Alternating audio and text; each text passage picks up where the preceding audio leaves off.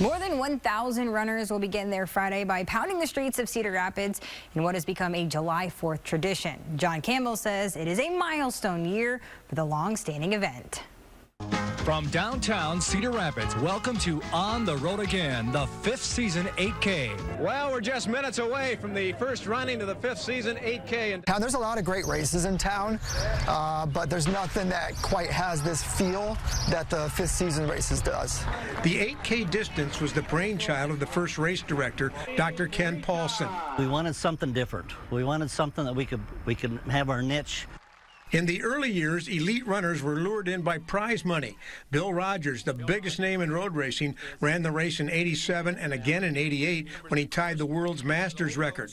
Rogers returned again in '98 at the age of 50. Runners are the kind of people that say, I can do it. Yeah. I can do this challenge. You know, I'm going to do this 5 mile. One of the top female runners in those early years was Iowan Nan Doak Davis, who actually got married the day after her 1986 winning effort. Oh, man, you ran a pretty strong race there.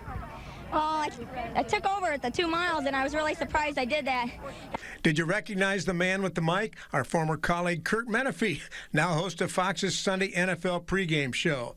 Now, as far as records go, Cynthia Limo set the women's mark in 2014. The men's record still belongs to Keith Brantley, who ran a 22:38 way back in 1988. It was fun, though. I mean, you know, I like it when races are highly competitive like that. He returned for the race's 25th anniversary. Absolutely. In fact, I think it was the top 5 time in the world that year. But the 5th season 8K has evolved over the years. There's been more of a focus on elites from the Midwest, specifically Iowa. The flood of 2008 pushed the race to Labor Day, but the faithful showed up. There's still that race day camaraderie. All the participants, I think we'd just gone through so much stuff with the flood that we were just looking to get together and do something and have some fun. The only cancellation came in 2020, COVID. And every year since 2020, those numbers have been creeping back up to pre-pandemic levels.